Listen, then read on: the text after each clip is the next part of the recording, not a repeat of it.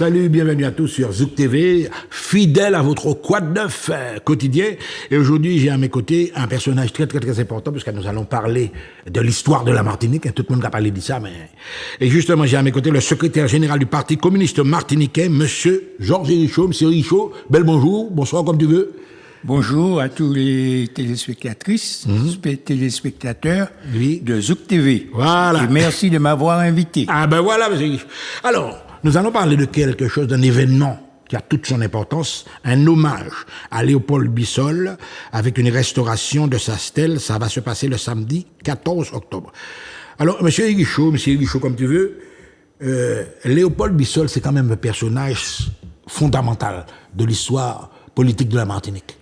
Ah oui, Léopold Bissol, c'est l'un de ceux qui ont marqué l'histoire de la Martinique, tant du point de vue syndical que du point de vue politique. Ouais. Et il a eu une très longue vie, puisqu'il a pratiquement traversé un siècle. Hein. Il est né en 1889. 89. Il est décédé en le 10 septembre 1982, 92 ans. Oui. Il a eu une très longue vie et une action syndicale et politique très longue également, puisqu'il a pratiquement débuté dans l'action politique à la fin des années 1910 par là, au moment où la classe ouvrière était totalement démunie, et il y avait un mouvement qui semblait s'organiser autour de la Gauzière. Exactement, justement. Monsieur Richaud, on a été un petit peu déçus. La Gauzière, bon, il va rester quand même un grand homme, mais on est déçus. On se rappelle du banquet de Sainte-Marie, par exemple. C'est de ça que j'allais parler. Ouais. C'est ce qui a profondément marqué Bissol dès sa jeunesse.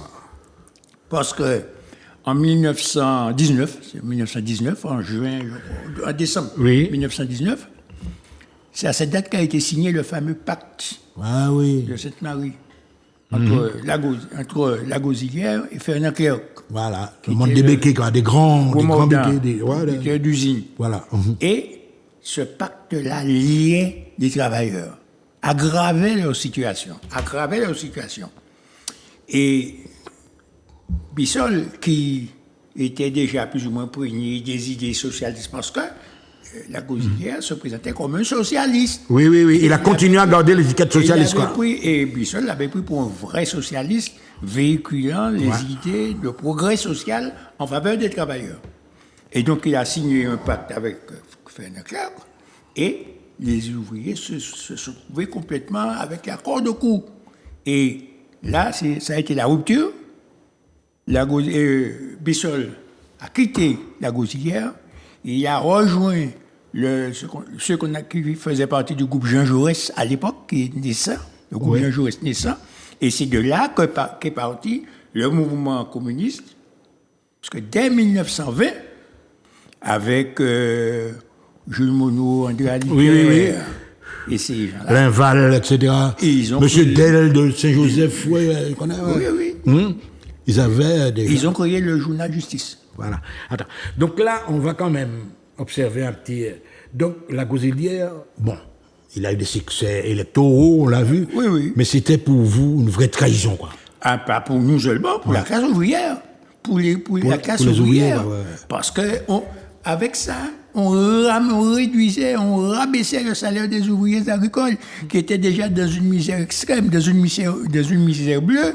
Et lorsque Bissol a décidé de poindre le large, donc de se séparer de Bissol, de la Gauzière, il a été suivi par un grand nombre d'ouvriers agricoles qui ont compris qu'ils avaient été trahis par la Gauzière, et c'était ce qui a donné l'élan au mouvement communiste à la Martinique.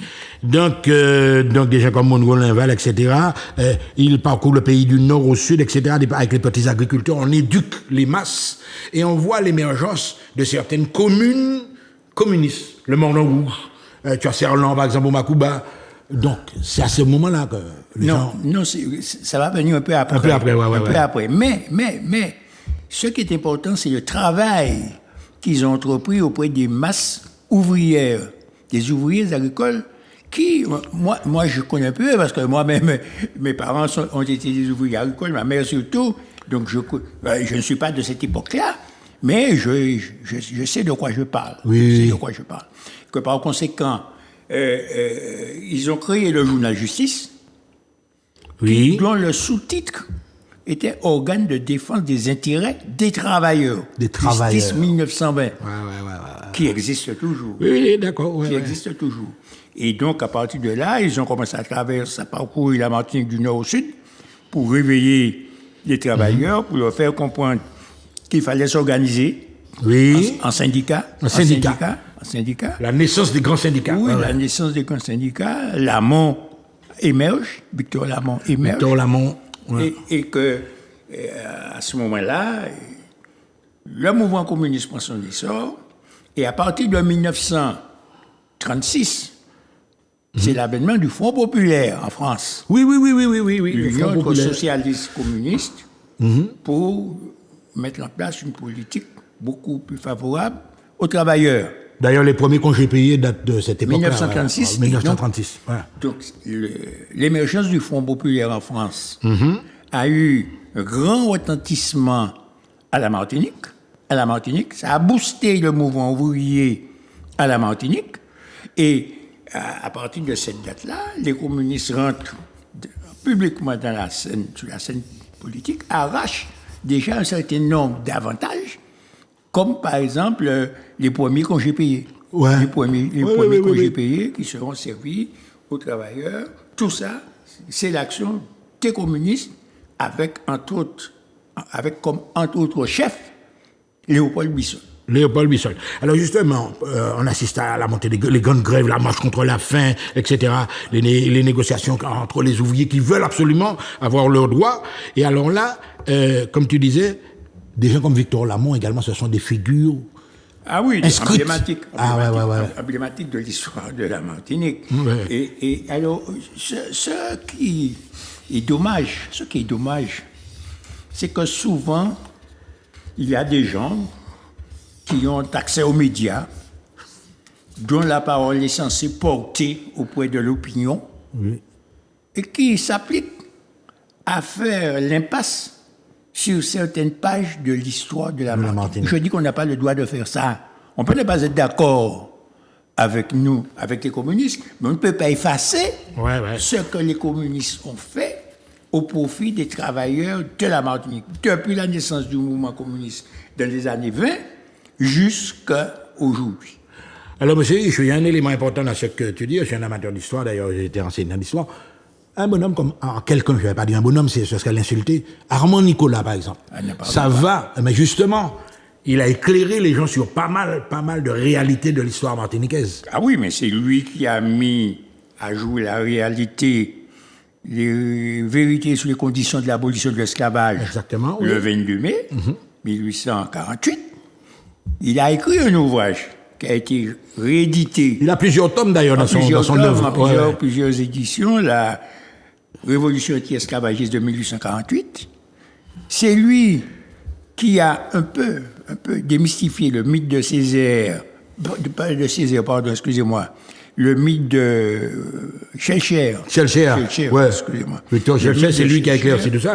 Le mythe de Schellcher pour remettre à la juste place le rôle des ouvriers, le travail des masses populaires, des ouvriers, des masses d'esclaves, de l'abolition de l'esclavage. C'est lui qui a révélé l'insurrection du Sud, de 1870. C'est lui. Mais même la célébration du 22 mai, l'image d'Armand Nicolas reste là. Mais les premiers... Fondamental, J'étais déjà adjoint au maire du Lamentin, puisque je suis entré à la municipalité du Lamentin en 1977. 77, ça fait quand même un bail. Et nous avons été les premiers, municipalité communiste avec Gratien, nous avons été les premiers en Martinique à commémorer le 22 mai, dont la date n'était pas officiellement reconnue. Alors, à l'époque, il y avait ce qu'on appelait la journée du maire. L'État, le gouvernement de l'époque, laissait à chaque maire la possibilité de donner un jour de congé aux écoles, aux services municipaux. Et nous, mais là, c'était à l'appréciation du maire. À l'appréciation du maire. Il était capable de il était capable 14 juillet. Il était capable 14 juillet. Et puis nous, avec Gratien Zobdal, nous avons choisi le 22 mai. Et nous avons été le premier en Martinique à commémorer de cette façon-là le 22 mai. Ouais. Donc vous avez compris, mesdames et messieurs, la fête nationale martiniquaise, tout le monde se revendique de ça, mais c'est au Lamentin qu'on a lancé ça la première fois. Ah oui, c'est au Lamentin, je vous le garantis. Je vous le garantis. Donc on va revenir à la réalité de ce qui t'amène ici. On va parler de Bissol directement. L'ouvrier communiste élu député. Quand un ouvrier communiste en monde du peuple qui arrive à l'Assemblée nationale. Non, mais son parcours est plus riche. Il n'est pas entré directement à l'Assemblée nationale. Continue. Puisqu'il a été d'abord, en 1938, il a été élu pour la première fois conseiller général de la Martinique. Oui. Première fois. Il fait son parcours, oui. Première fois. Et puis la guerre est venue. La guerre 39-45. La guerre est venue, la chasse aux communistes, etc. Bon. Mais c'est après la guerre, après 1945, que Bissol a été, je dis en quelque sorte, rétabli, récompensé pour le travail qu'il a fait. Il a été élu conseiller municipal, puis adjoint de Fort-de-France, conseiller général de Fort-de-France, il ne faut pas l'oublier. Il a été, la même année, je crois en décembre 1945, il a été élu député en même temps que Césaire, les deux. C'est un tandem communiste. Césaire. On parle beaucoup de Césaire, et puis on a tendance à mettre Bissol de côté. Ce sont les deux qui ont porté à l'Assemblée nationale cette fameuse loi dite de l'assimilation, qui était le cheval de bataille des communistes de l'époque, parce que c'était pour nous, pour eux, enfin je dis nous, pour les gens de mon parti, de ma même mouvance politique, c'était pour eux un moyen de sortir du système colonial, du système où il y avait un gouverneur qui décidait, et puis le conseil général était là simplement comme une chambre d'enregistrement. Alors, donc, il a été élu député de 1945 jusqu'à 1982, je crois. Une très longue vie parlementaire. Et il ne se privait pas pour intervenir à l'Assemblée.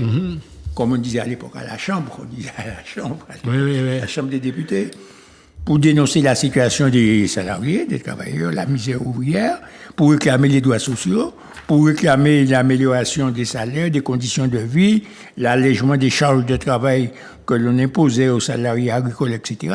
Il a fait un travail extraordinaire. Et je dis, ce n'est pas Césaire seulement. Ce sont les deux qui ont mené ce combat jusqu'au divorce. En 1956. La lettre à Torres. Oui, la fameuse lettre de démission où Césaire démissionne du Parti communiste. Mais jusqu'à cette date, de 1945 jusqu'à 1956, les deux ont cheminé ensemble. Et ont travaillé côte à côte à l'Assemblée nationale. Alors, j'ai parlé de quelque chose tout à l'heure, tu m'as dit que j'étais trop pressé d'y arriver. On a constaté qu'à travers la force de frappe du journal Justice, ça aussi, il faut le souligner, on a constaté également l'émergence de certaines communes communistes où les maires ont mené des actions. Alors, parle-moi de cette époque-là. Tu avais les Charles Alfred de Montneroux, tu avais Serlan, etc. Oui, c'est une époque que je n'ai connue qu'en partie. Mais tu peux parler Oui, mais enfin, je les ai connus. J'allais à Montneroux, j'allais à Macouba, à certaines manifestations où je participais aux campagnes électorales dans ces différentes communes. Bon, il faut dire que c'était des gens qui avaient fait preuve d'une abnégation à nul autre pareil. C'était des gens à l'époque, après tout le monde nul autre, Tokaoul, etc. Mais dans les années 45, mon pas côté nul autre comme ça. Quand on a décidé d'aller au Montneroux, c'était presque une expédition. Quand on allait au Macouba, c'était presque une expédition. Et que par conséquent, il fallait vraiment avoir la foi, conviction de son engagement politique pour aller mener campagne contre des gens qui n'étaient pas toujours convaincus parce que du sens du message que leur apportait les c'était le monde rural, hein, c'était la campagne. Mais oui, puis pas tous ces bagages. Et puis ils étaient toujours sous l'influence des gros propriétaires, des béquets. Vous savez qu'est-ce qu'on disait en 1945, 46, 47, lorsque les communistes se battaient pour la sécurité sociale? Qu'est-ce qu'on disait aux travailleurs? Parce qu'on leur expliquait qu'on allait prélever une petite partie de leur salaire pour financer la caisse de retraite. Et qu'à la fin, une fois qu'ils auraient atteint l'âge de la retraite, on allait leur reverser cette partie-là sous forme de pension. Et puis on leur disait, il y avait un petit jeu de mots, parce qu'on parlait de taxes, on ne parlait pas de cotisation à l'époque. On parlait de taxes. Alors, on jouait sous le mot taxes. On disait, ou pas en créole, ou pas payer. Pas payer taxes. Ou pas brelette. Pas payer tasse. C'était une expression qui avait... Oui, qui avait cours, et d'un piège dans lequel tombaient certains salariés agricoles, malheureusement. Et bon, le combat a fini. Les communistes martiniquais, avec le soutien des Réunionnais, parce que les Réunionnais aussi avaient des députés communistes, les Guadeloupéens aussi, ils ont, avec le soutien des communistes français, du PCF, ils se sont battus et ils ont obtenu de l'Assemblée nationale l'extension de ces lois au département de l'Outre-mer. Parce qu'on les avait votées, ces lois, au départ pour les Français, mais pas pour les ultramarins, comme on dit aujourd'hui. Et donc, il faut que les Martiniquais sachent que c'est grâce aux communistes que toutes ces lois ont été votées, communistes à la tête desquels se trouvait Bissol. On va retrouver d'ailleurs là maintenant la cérémonie. Alors le Parti communiste martiniquais qui organise un hommage à Léopold Bissol, donc la restauration de sa stèle. Alors on va parler des choses un peu plus... la stèle, elle date de quelle année? Quand on a eu l'idée de faire une stèle? La stèle date des années 80, je n'ai pas la date exacte, mais c'est un groupe de membres de la CGT, avec Tangier, notamment Léopold Bissol, pas Bissol, Lamont, Victor Lamont, Bernabé, les syndicalistes. Oui, mais c'était le noyau central, noyau dur de la CGT. C'est eux qui ont eu l'idée de diriger une stèle. Ils ont créé un comité. Ils avaient créé un comité très élargi. Les communes de gauche ou de progressistes ont collaboré au financement de cette stèle, et qui a été placé au pied de l'Ermitage, là où avait vécu Bissol. C'est le quartier. Et il y a encore des Bissol qui habitent là, parce que la commémoration va se faire en collaboration avec deux petits-fils de Bissol. Parce que moi j'ai un ami qui s'appelle Yvon Bissol, qui était lui, au lancement du créole. C'est un professeur d'espagnol. Justement, et ils vont amener... Alors souvent en Martinique, on récupère mais Yvon Bissol, c'est un des piliers de cette histoire du créole à l'école, etc. Donc la Martinique, à l'invitation, doit honorer ceux de ses enfants qui se sont battus pour défendre la cause des travailleurs. Le cas de Léopold Bissol, 1989-1982, militant communiste, etc. La raison pour laquelle son petit-fils, Jean-Michel Bugnou Bissol, et le Parti communiste martiniquais vous invitent à l'hommage qui lui sera rendu à travers, etc. Donc le samedi 14 octobre. Donc c'est une démarche, on va dire, familiale ou alors une démarche du parti associée à la famille? Non, alors je fais l'historique, rapidement. Oui. Parce que je n'aime pas récupérer. Ouais. C'est Jean-Michel qui est venu me voir, premier. Il m'a dit, tu sais que... Ils sont deux, parce que sur cette invitation, elle date. Il y a un deuxième petit-fils qui s'est manifesté par la suite. Oui. Et bon, alors les deux sont venus. Lui le premier, Jean-Michel. Jean-Michel, oui. Il est venu, et il m'a dit qu'il souhaiterait restaurer la stèle de Bissol qui avait été détériorée. Parce qu'il y a des gens qui s'assoient au-dessus, et ils avaient cassé les deux plaques. La stèle elle-même est là, le buste est là, mais il y avait deux plaques. Sinon, le buste restait anonyme. Donc, il m'a dit qu'il souhaitait restaurer la stèle. Alors, je lui ai dit, si il faut faire quelque chose à la hauteur de l'hommage, à la dimension de la reconnaissance que l'on doit à Bissol. Et que par conséquent, on a décidé d'associer le parti.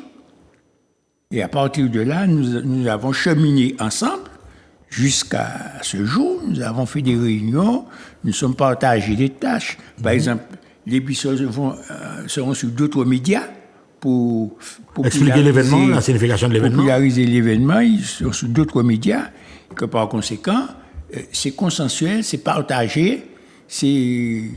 Bref.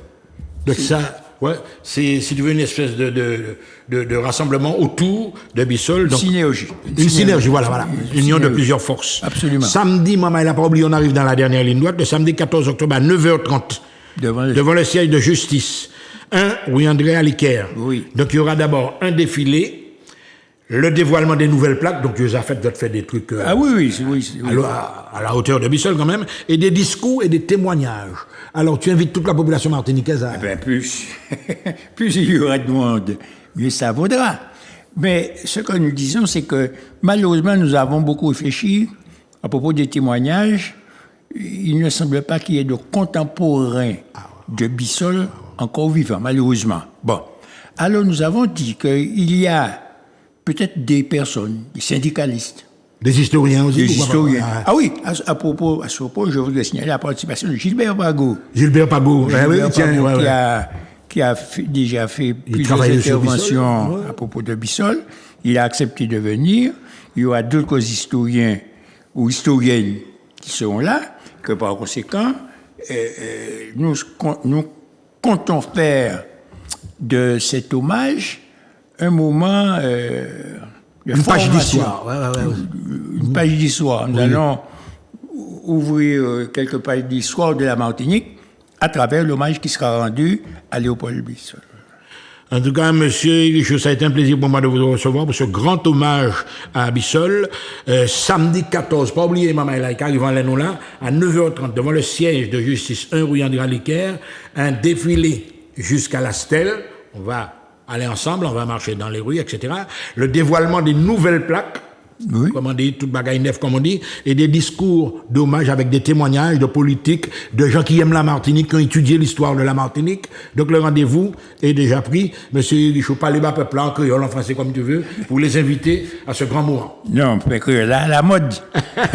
Bon, et comme on a dit comme ça, que nous avons invité le plus grand nombre possible de Martinique à venir participer à l'événement là. Oui. Soit parce que j'attends de parler du Bissol et que je l'ai associé au hommage là par reconnaissance, soit parce que je l'ai venu pour apprendre en bagaille. Et donc, quand il y a des interventions, des historiennes, des historiens, moi-même, il y a un petit papier pour moi lire, qui a informé, fait comprendre que ni des mondes à la Martinique, il ne faut pas nous oublier. Évidemment. C'est ça. Faut pas nous raccourcir mémoire, peuple Martinique. Moun qui travaille ba pays aussi. Bissol, c'est l'un des mondes qui est le plus gourmet à la Martinique. Que par conséquent, nous devons bailler hommage à là. Donc, je vais inviter le plus grand nombre possible de Martiniquais à venir samedi 14 décembre, rendez-vous devant 14 octobre, monsieur. Ça m'a dit quoi? C'est pas grave, samedi 14 octobre. 14 octobre, devant siège justice. Et puis nous allons faire marche jusqu'à la Stèle. Comme tu dis, dévoilement de la Stèle. Quand il y a un dépôt de gerbe aussi. Et puis il y a des témoignages, etc. Pas oublier rendez-vous après, pas oublier, maman, là, samedi 14 octobre. À partir de 9h30, devant siège justice là, 1 rue André Aliquer, défilé, dévoilement des plaques, des témoignages d'historiens comme Gilbert, etc. À très bientôt sur Zouk TV.